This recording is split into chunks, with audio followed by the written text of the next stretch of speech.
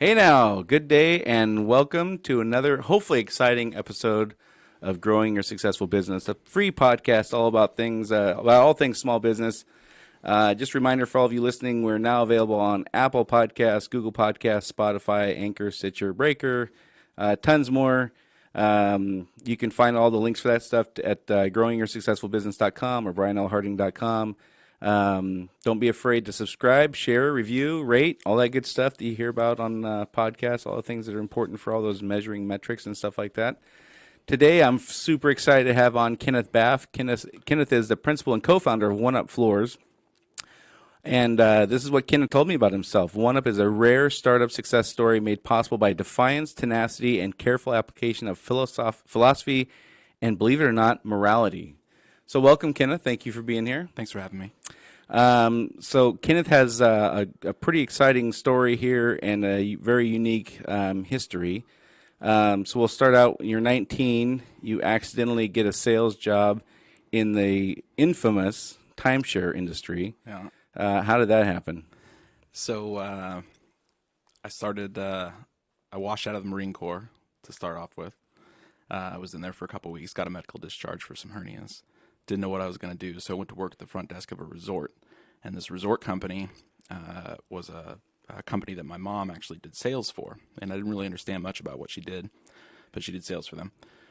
And I was working the front desk, the swing shift, and one day this guy and his family comes in. They had a lot of trouble getting there. They had a lot of trouble with the room. It wasn't ready. There was problems with it. I took good care of them.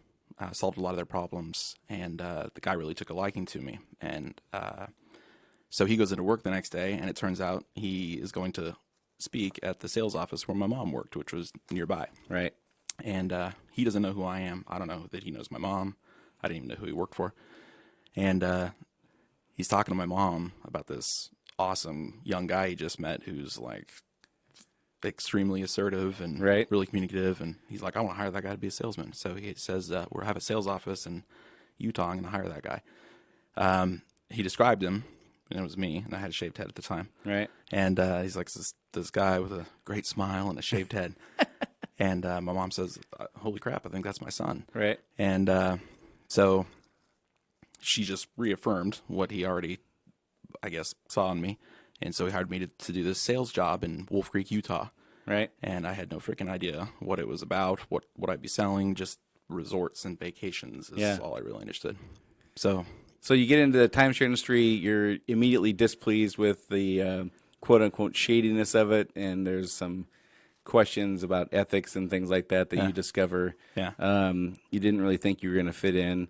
But then out of pure obstinance, and for those who know Kenneth, that's a fair assessment sometimes. Obstinance, I would say, and then he says defiance and spite. You decide to become an elite timeshare salesman despite all that, and you're going to do it by being honest. yeah. And that was your mission, right? Yeah. So it turns out you can do that. After 9 years, you had tons of accolades, countless plaques, and all the awards and records and all that kind of stuff. You did very well there. Then you move into the multifamily flooring industry at 27. Yeah. And according to you, there's some parallels there that you discovered. So, so you go from one industry where you're not super excited about the way things are done into another, is that right? Yep. And really ticked me off. Really pissed you off, right? Mm-hmm. And then you set out to do the same thing again. This time you're gonna light a different industry on fire and show them that you can do all this stuff with ethics and honesty and all that kind of stuff. Yeah. And how did that? What was that little journey like? Well, after I got out of the timeshare business, I needed a job. I sold telecom for like 6 months. Didn't like working for that company. Their service delivery side was really bad. Mm-hmm. So they're out there telling me to sell stuff that they're not going to service right. And then I left, and one of my customers looked me up, found me, tracked me down, and they hired me to come work for them as a sales rep. Right. Got there, and their company was really small at the time, and I was used to working for big corporations. It was super unprofessional, and I was like, whoa, what's going on here? Right. But for the first time in my life, they had a guarantee. So normally I work straight commission. Yeah. So I start doing the job, and I'm thinking, it's outside sales. I'll just use some of this time to find a real job, and I'll sell a bunch for them to make Right. up for the little minimum that they pay me. Right. And like a month into it, I started to realize like, whoa, this is super easy. Yeah. All these customers are basically abused by these other companies, and all I got to do is just not be terrible to them and Right. help them out and do what I say I'm going to do, Yeah. and they'll buy. Right. And I was like, whoa. So the process was super simple for me, and I developed my own approach. That company didn't have any training as to like how you're supposed to go about selling stuff, and so I just used what was natural to me and what I learned in timeshare and applied it, and it took off. Yeah. And next thing you know, you're the VP of sales and marketing. Is that right? Is that what your title was? VP the whole company. Yeah. Okay. And you had big visions, things like that, and then you found that your vision and the boss's vision didn't exactly mesh. Yeah. So you decide one night, it sounds like at about 1:47 a.m., you text your friend Ryan Marshall and say, what? I said, hey, Ryan.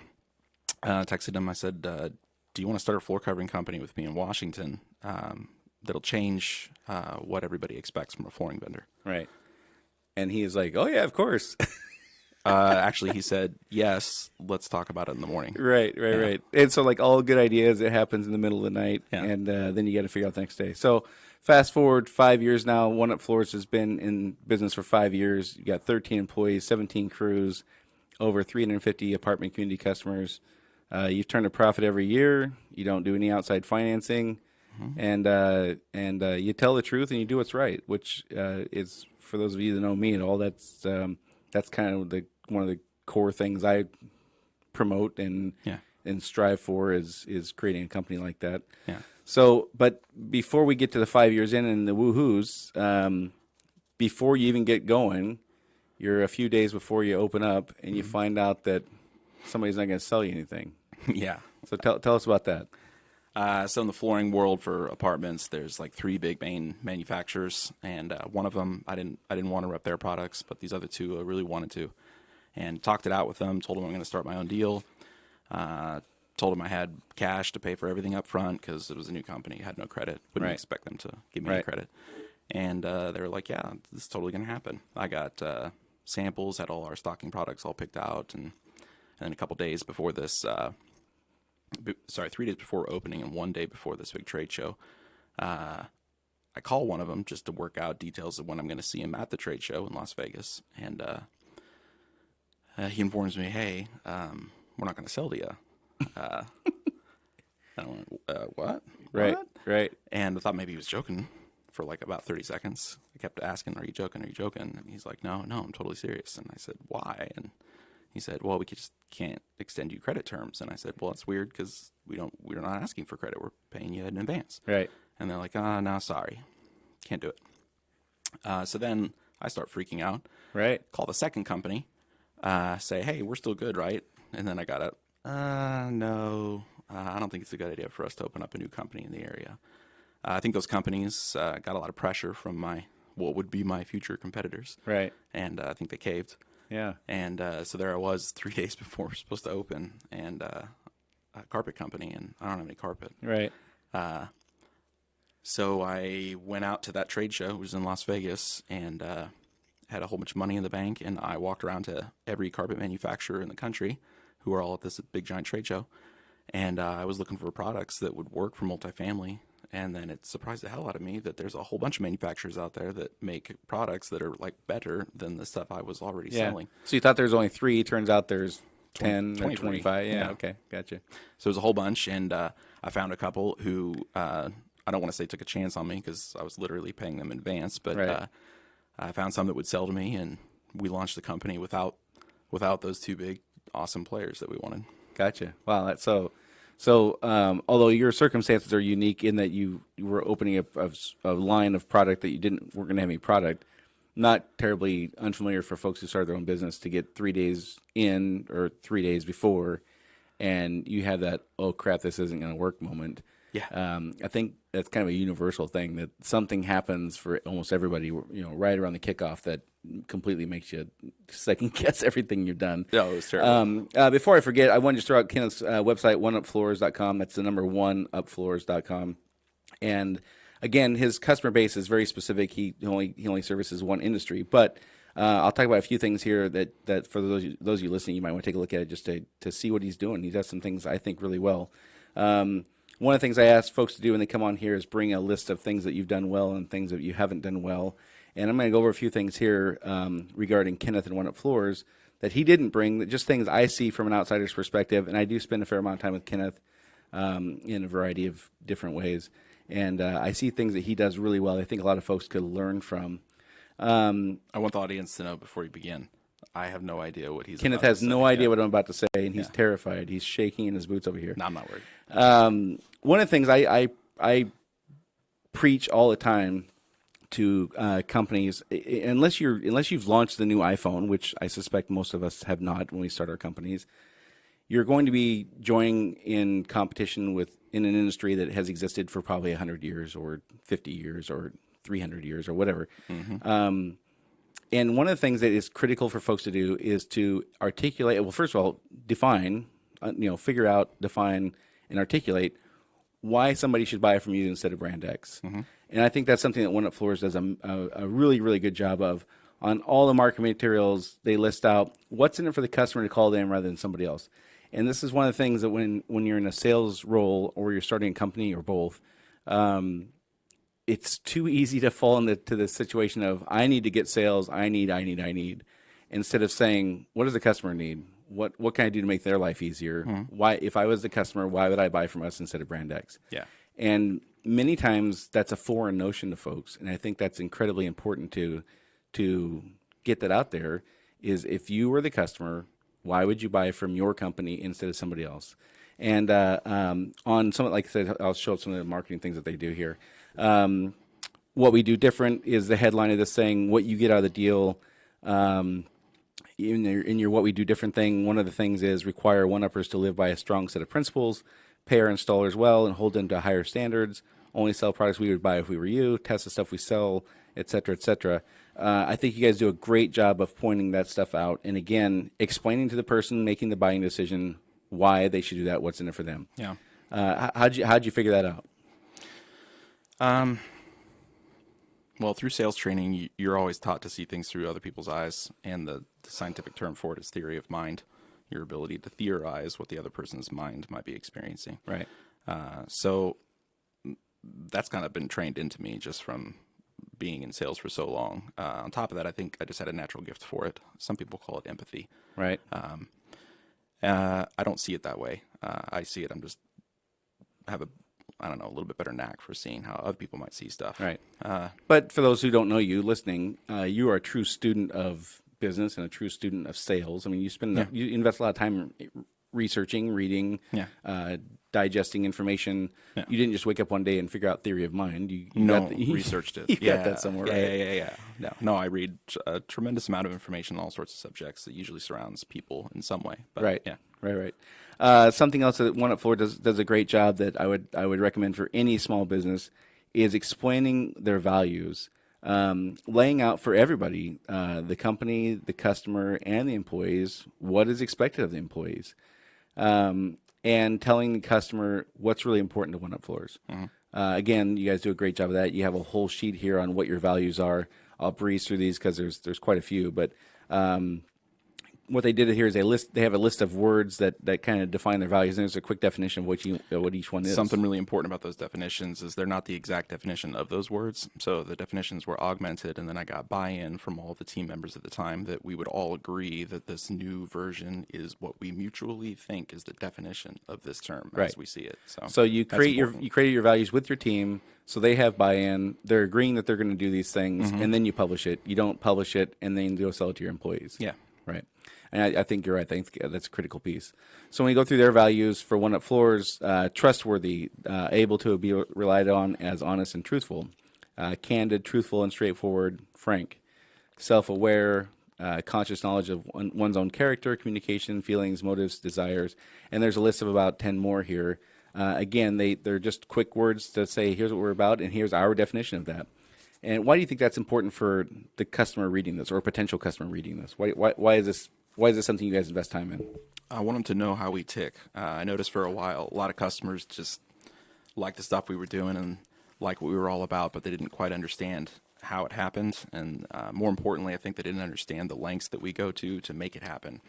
This is a really difficult process. There's a reason that most companies just fire off like 5 points of values or maybe 2 or 3 principles, and they stick them on a plaque somewhere at some obscure part of the office, and they're never to be discussed again. Right.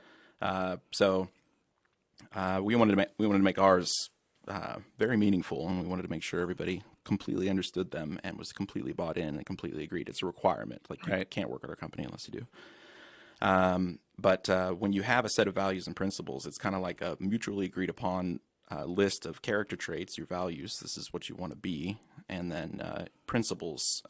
These are the methods that we will deploy in every scenario we're going to find ourselves in to make sure that we are being these things that we value so much. Right. Right.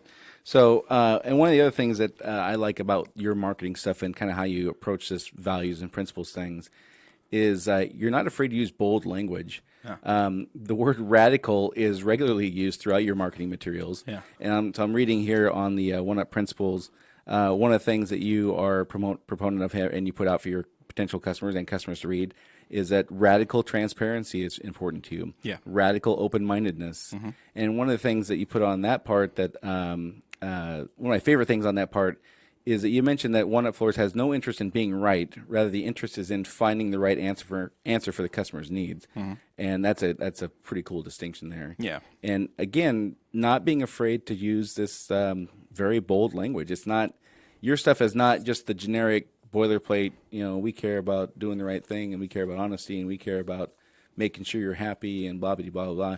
You're using very bold language here to indicate to folks that you've put some thought into this. Yeah. The path that I've chosen for this company and all the people who may choose to join us, it's a difficult one. Like, we're not just trying to sell floors. We're trying to change an industry, and any difficult task is going to require people that have a high level of commitment, and they have a high level to the cause, and they have a high level of trust for one another, because they're going to be encountering a lot of difficult circumstances. Right. So I wanted to make sure that nobody was ever confused about what it was and was not that was expected of them going into it, so that later on, if things get difficult and they start to question what's going on, you can always refer back to it and say, hey, this is what we both agreed to. Right. So for somebody listening who is either starting a business or is 6 months in or 5 years in or 25 years in, who hasn't gone through this process of defining your values and your principles and all that kind of stuff, run us through it in 2 minutes or less. What does this what's the process look like for you? Okay, first and foremost, before I start the process, I need to make sure it's really clear that a lot of people put too much emphasis on other critical aspects of business and not enough. They usually low prioritize culture, and part of culture is having a set of agreed upon values, character traits to adhere to or to aspire to, and then principles, methods to go about doing that. Right. So they grossly underestimate it, and I would challenge that philosophy that it's actually the most important part. There isn't anything else that is as important as your culture. Right. Because your people are the ones you're working through, and they're the ones who are going to be having the experiences and the interactions with your customers, not you necessarily. Right. So the way to do it. So most folks would spend all their time on training on sales or the technical part of the job, and glance over this stuff is what you're saying. And then you would recommend kind of flipping the order of that, create this first, put the emphasis on this first, then get into those other things, constantly referring back to this stuff. Is that what you're kind of saying? Yep. You want to know exactly the type of person that you want working in your company. You also need to make sure that you are that type of person, or be prepared to hire somebody that's going to be an intermediary between you and your people. Right. Because if you don't walk your talk, nobody's going to follow you. Right. So you want to, setting up a system of principles and values, you're going to want to figure out what are the most important character traits that I would see. I think the best way to look at it is looking back at all the experiences that you've had through your life as a consumer, what you've purchased, what you've invested in, and all the times that went wrong, and all the reasons that happened. Right. And every single time you're going to find that somebody's character fell short somewhere. Right. And trust was broken down. So if you're going to set up a culture in your company, you want it to be based on a high level of trust. You want all your people trusting one another. So they're not constantly speculating about what others' motivations might be. So you would want to picture in your head, what does a good person look like? What are their attributes? Right. Who do I want talking to my customers and dealing with my customers' difficult situations? Right. And you want somebody with a very strong character. So you need to make sure whatever your values are, they can't be wimpy, they can't be vague or unclear, and their purpose can't be to make people feel good. The purpose of them needs, in my opinion, should be to find and attract strong talent, people with strong character, so they have a belief system that is already built into them because of the way they were raised, let's say, and they already are that way, and maybe you can tweak it and help improve upon it, but it's already there. Right. And then if there's any sort of skill that they're missing, you can train for that. Right. But you can't train character. Right. So. Yeah, you can't teach people to be on time. You can't teach them to do a good job. You can't teach them to care. You can't teach them that stuff. And what's funny for most folks in the hiring process is the first criteria they have is, I need X amount of months or years experience doing this task that I could teach somebody to do in 2 to 6 weeks. And the character and all the other stuff that really matter are secondary. It's completely backwards for most people in the hiring process. Yeah. And I've told folks many times, my rule for hiring folks for 20 years was, would I trust this person? I'm in my mom's house. Yeah. Really what it comes down to for me. It's just funny though, when people write job postings, it is always, you need X amount of experience in this and this and this. And then maybe there's a sentence at the bottom that talks about, we really like good people with good character, however they phrase that. Yeah. And instead of the other way around, where it should be, we're looking for honest, ethical people with good character who care, blah, blah, blah. And then down at the bottom should be 1 or 2 sentences on here's some tactical things you'll be doing. You'll be typing, or you'll be swinging a hammer, whatever it is you're going to be doing. It's completely opposite for most folks of how it should be. Yeah, their actual technical skills are not going to be where the trouble comes from. It's not going to be that at all. Right. Yeah, and what I think is super messed up is a lot of times people writing the ads and doing the interviewing, they have terrible character. Yeah. Like, it's not strong, and what it's based on is all unbeneficial characteristics. Right. Like they're not. They don't have a snowball's chance in hell of being able to identify somebody with good character. Right. If they did see them, they would probably not like them and be intimidated by them. Right. They'd be like, oh, we need to bury that resume. We don't want them. We don't want somebody with that. Yeah, making me look bad. Yeah. Right. That's a good point. If you're looking to attract people with good character, make sure the person interviewing them is a person with good character. Because you're absolutely right. I hadn't really thought of that before, but that's an absolutely great point. That the person doing the interviewing would be completely put off by somebody who had a superior character if they were flawed in that way. The other thing I want to point out again that Kenneth didn't bring is Kenneth and his group have done a great job of incorporating their personality into their business. Even the name One Up Floors is a play on words, I'm guessing, from video gaming. Is that right? Yeah. So what does One Up mean in the video game world? Next player up? It's an extra life in Super Mario Brothers. So, yeah, okay. Yeah. So, and I'll hold up here. This is, for those of you who are watching, those of you who aren't watching won't see this, but what is this character called? It's actually just our mushroom. We made this one. It's a mushroom, but it's similar to one you would see on Super Mario Brothers or something like that, right? Kind of, sort of, yeah. Our slogan is "Give your units an extra life," and so our little brochure is that. So one of the things that I think folks miss, in just creating who they are, is they're afraid to incorporate their personality into things. Yeah, and you guys aren't, and it makes it fun. I mean, if you're going to spend 50 hours a week with somebody, you might as well have fun, right? And it all starts with the culture and things like that we've been talking about. But here's some of the names here's some of the titles of positions held in Kenneth's company.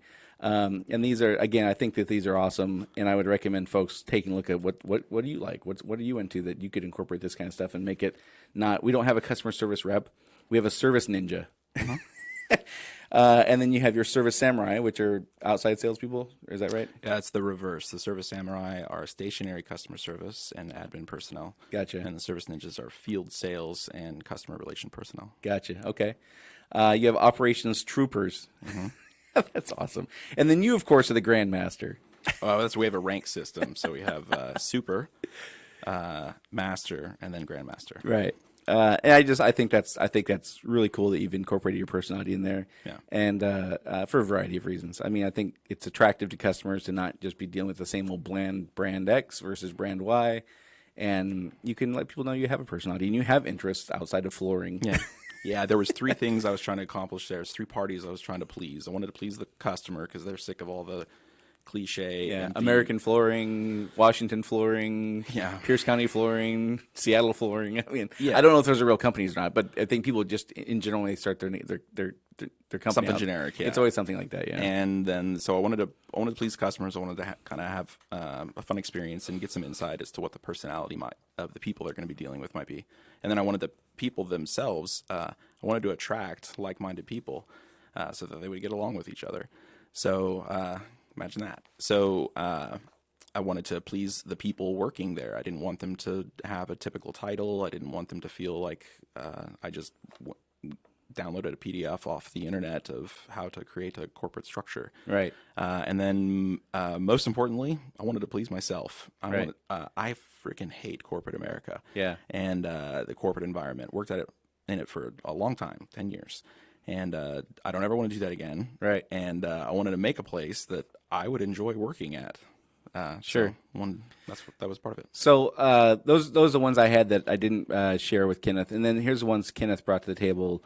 Immediately begin building a lot of trust with customers and employees through carefully crafted system of values and principles. We kind of covered that. But you're able to rebuild customers' trust in suppliers. You, right? Mm-hmm. You're the supplier here. And the results of that were massive sales growth. So year over year, you're double digits for sure, triple digits probably. And you haven't used any outside lending. So you walk in with a pile of money, it sounds like, because you were doing really well in your sales job. And you're profitable from day one, so you never have to borrow money. What kind of freedom does that give you? What do you think why is that important to you? Why was that on your list? Well, we weren't profitable day one. We were profitable like month 5.5 or something like that. But it was really quick. So what was the question? Why is you mentioned not having to borrow money. Why is that important to you?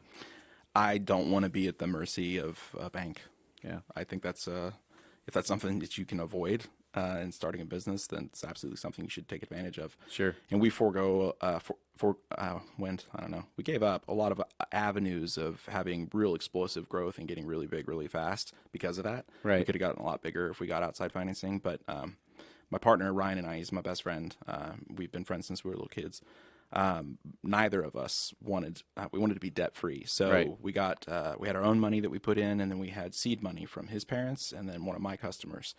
And since then, his parents and my customers are now no longer part of the deal, and it's just us. And right. We don't have lines of credit and no loans from banks. Right. Yeah. No, it definitely does give you freedom. And for our story is not exactly the same as yours, but pretty similar. We're 8 years old and we've had explosive growth as well. Mm-hmm. We kind of took a different approach. We just didn't pay ourselves. That's how we did. We avoided going into debt. And now we have some, we do things differently than we did before, but we are very light on debt as well. And that's something that's really important to us. But we just did it by, rather than slowing our growth, because we knew we had to get to certain benchmarks quickly to just satisfy the customer's needs. Yeah.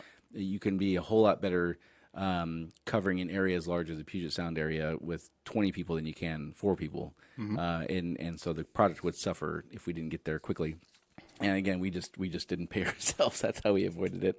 And you've created a truly positive and unique culture of consciousness and personal growth where every single employee has a voice and can affect change. Mm-hmm. So we talked a lot about the culture and all that kind of stuff.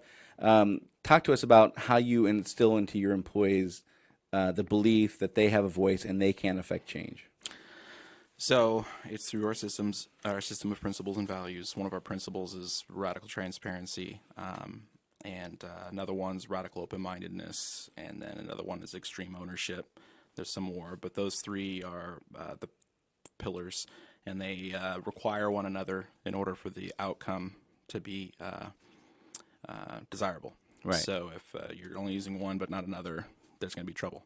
Right. So early on, we indicated like when people first started working for us, we explained to them that here you'll never get in trouble for telling the truth at all. It doesn't matter how harsh what you say is. It doesn't matter if it's a criticism. It doesn't matter if you call me out in front of the entire company for something I screwed up. It's okay. You will not get in trouble. There will be no retribution. Right.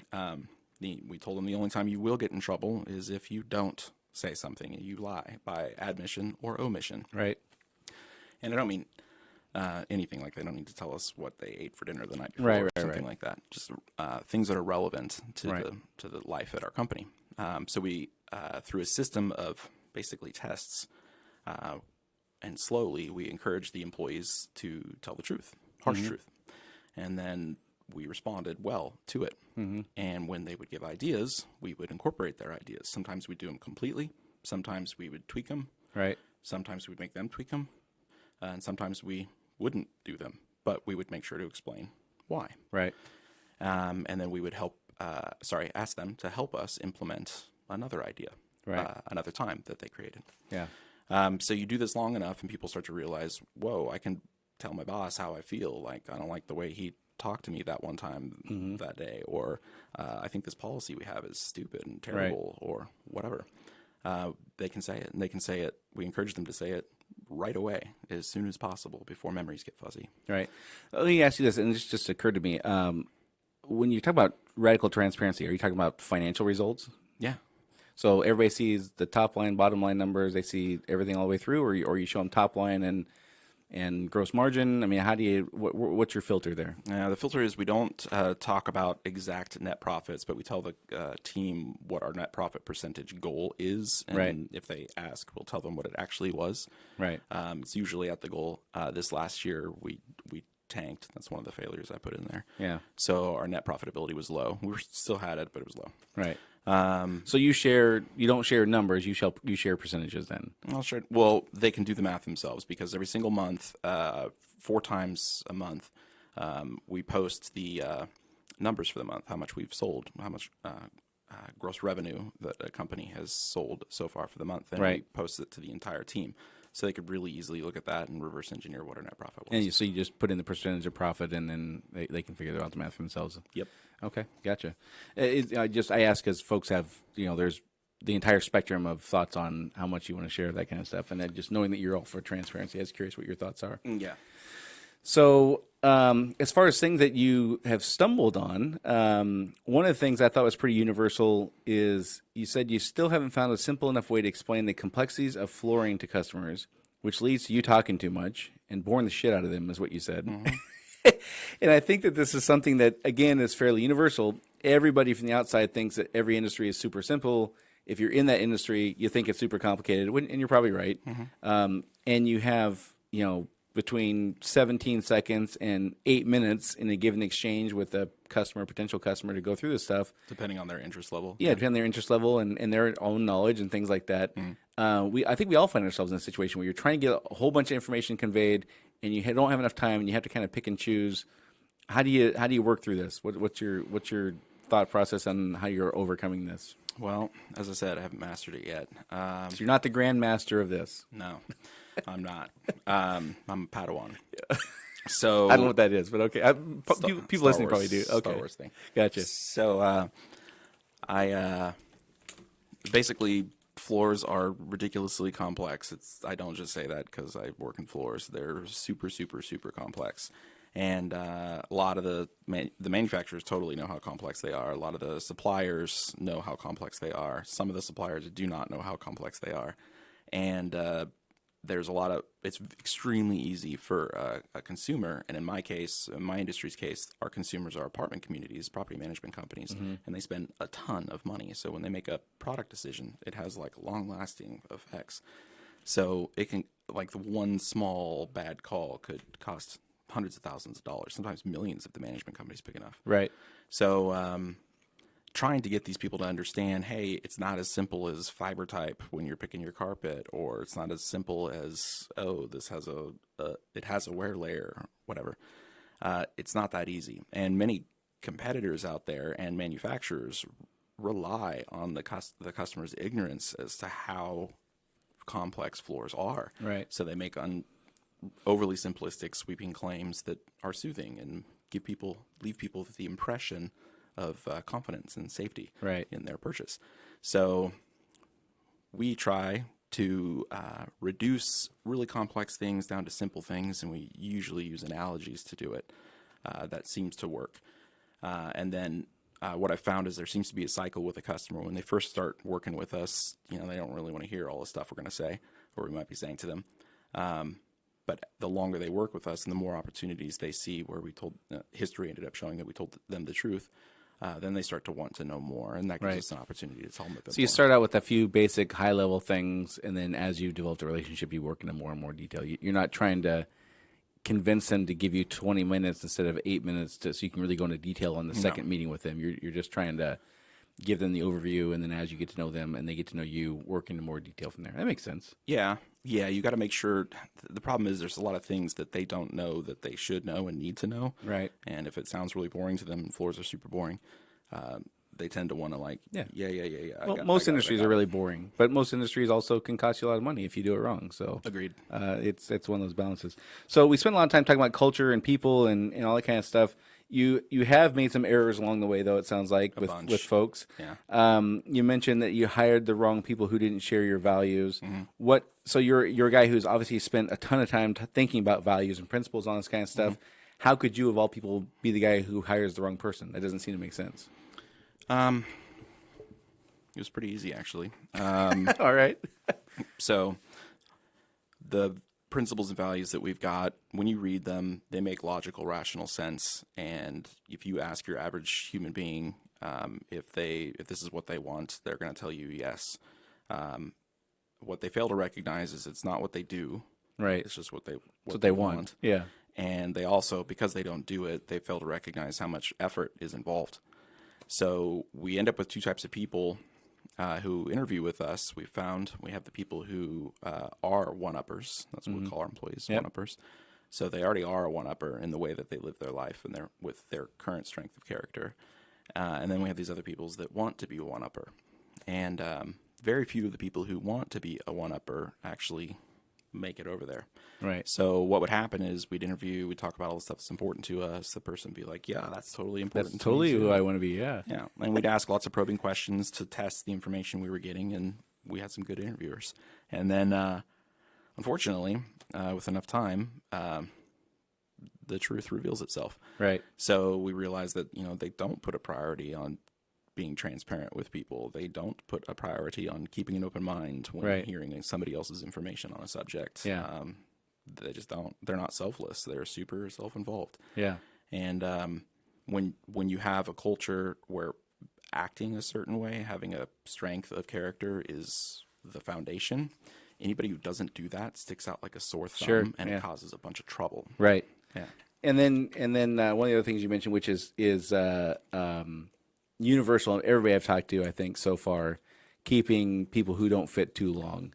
So you make the bad hire, and you're just praying that, because, especially now with unemployment's at 4% or whatever it's at, it's super difficult to find good people. You're just praying that if you can invest the right amount of strategy and time and things like that, you're going to cure the person. And then you look back a year later and you're like, I should have cut that person out 4 months earlier, 6 months earlier, a year earlier, whatever it is. Yeah. What led to that? So the person you hire the wrong person, they stick it like a sore thumb because of your culture you have there. Why would you possibly keep them too long then?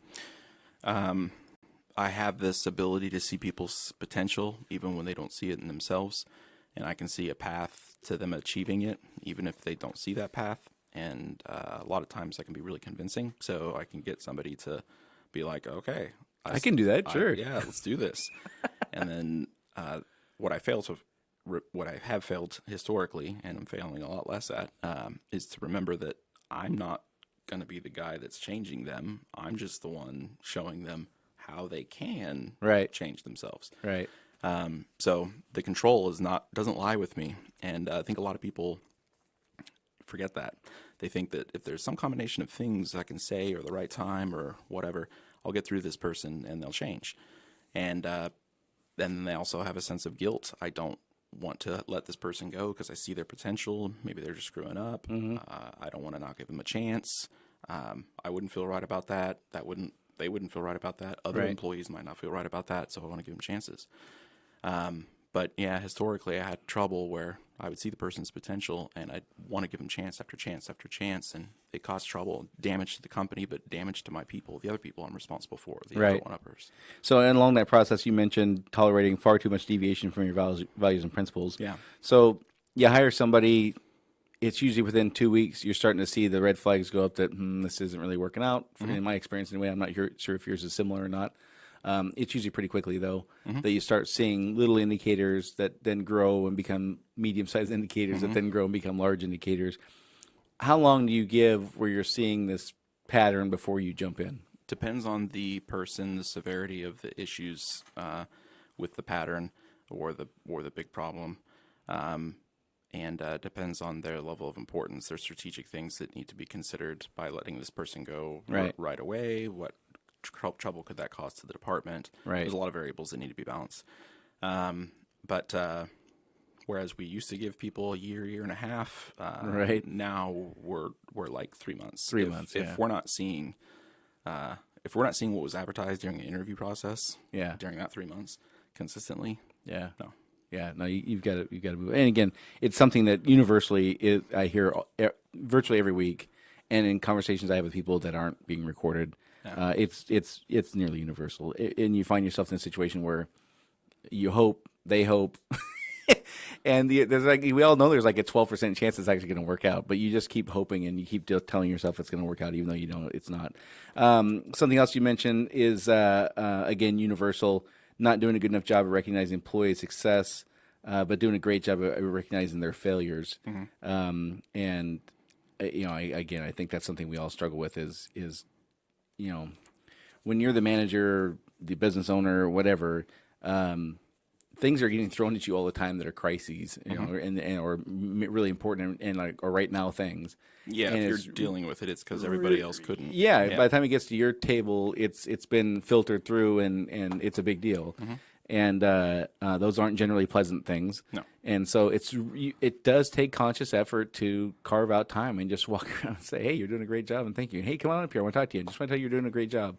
That is something that you almost have to calendar or set yourself reminders on your phone or something like that to remember to do, because it's so important. But, when you're in the middle of crisis after crisis and challenge and problem and blah, blah, blah, your brain doesn't think that way. It doesn't switch gears like that naturally. No, it doesn't. Furthermore, it's a little bit more complex at One Up because one of our principles is a drive for excellence. So we don't want anybody on our team to just want to be adequate. We want everybody on our team to expect excellence from themselves and their coworkers. So we have a philosophy at our company that we don't praise mediocrity. If you're doing what was expected of you and you said you would do from the outset and that you're paid to do, that's not a noteworthy event. Right.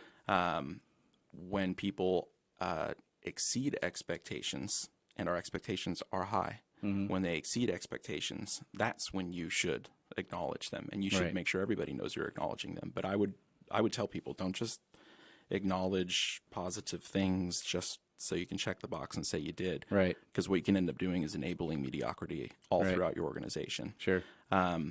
Especially if you're throwing compliments to people who don't deserve them, and their coworkers are watching you give them compliments and wondering if you're either inept and don't see that they don't deserve that compliment, or if you're manipulatively insincere. Right. Either way, it breaks down trust. Right. But where I failed is even when my people exceed expectations, there's been too many times where I didn't stop and go to them and say, hey, you just dealt with a really difficult thing, and you dealt with it in style, and you embodied all of our principles and values in the process. Like, that was freaking awesome. Right. I do that. I just don't do it anywhere near enough. It's a big weakness of mine. Sure. And again, I think we all have that. Something else that's pretty universal. You mentioned letting go of the leadership wheel. What do you mean by that?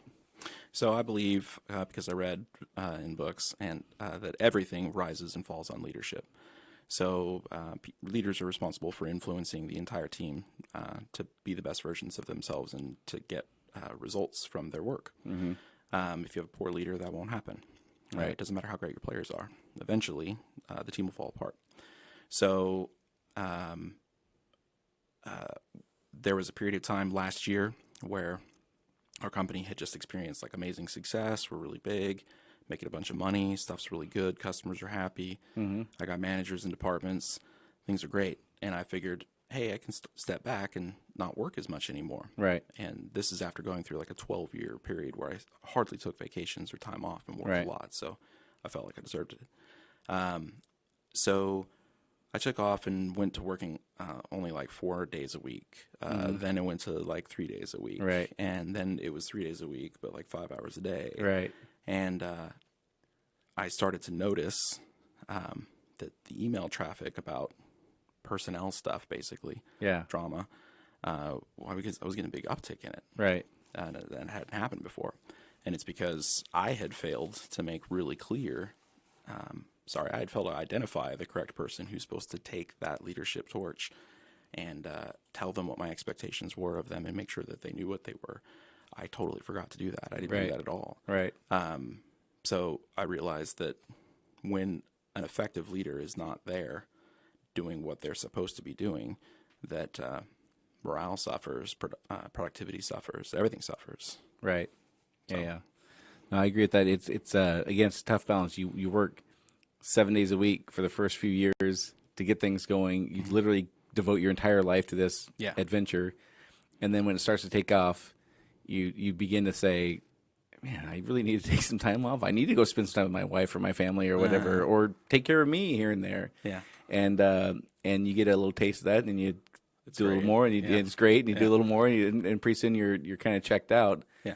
And again, I think this is something that's universal for all of us is not having these massive swings of super engagement followed by super detachment, kind of keeping it in the middle there, and always having equal parts taking care of yourself, but keeping control of things and what's going on. Balance is critical, and then a leadership succession plan is also critical. Yeah. You need to have people that are already pre-identified that are going to be filling this influential role, Right. And that they're capable of doing it. And you need, if they're not already, teach them. Right.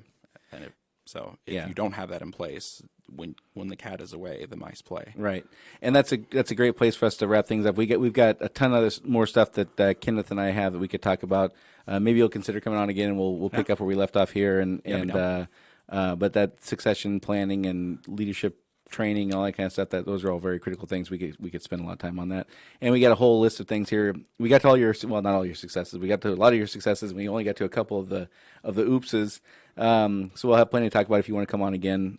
Thanks a lot, Kenneth, for coming on. I really appreciate it. Yeah. I know you're not getting a whole lot of this. You're not likely to have people listening who are going to be able to buy your product, and so this is completely just a giving back to the community kind of thing. I really appreciate you doing that. Yeah, I'm selling nothing but what has worked and not worked for me. Yeah, In hopes it might help somebody else. And just, sincerely, I know you're not getting anything out of this other than helping me out and helping other business owners out, and I really appreciate that. So thank you very much for taking the time to come do this. Yeah. Again, if you have any questions or suggestions for me, oh, by the way, Kenneth is the guy who said we were boring, or I was boring. So I'm really happy to have Kenneth on to show folks that I can take criticism, and I am into radical open-mindedness. Yeah. If you have suggestions for me, other than I'm boring, and or questions or things like that, or you have questions you wish I would start asking guests as they come on, shoot me an email at brian@brianlharding.com. Next week we're going to have on Tony Roberts. He's the general manager of the Tacoma Stars. He's going to talk about his path managing a sports franchise. So a little different than normal, but some of the things are pretty universal.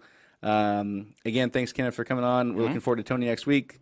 That's all for today. Thanks, everybody, for listening, and I'll talk to you soon.